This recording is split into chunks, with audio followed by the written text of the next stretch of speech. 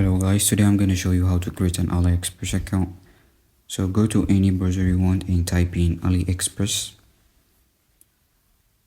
Then click the first link. Then on the top right corner, you can see that little icon that says sign in. Then press sign in. You can use any email you want, but for this video I'm going to use a temporary email. So I'm going to go to tempmail.org and grab a temporary email. Copy the email and paste it in the AliExpress. Then press continue.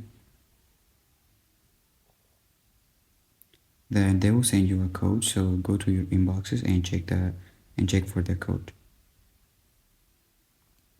There's our code. It's 0398 and register. Then it will ask you to set up a password. Put in a password, then that's it. Don't forget to like and subscribe, and thanks for watching. See you on the next one.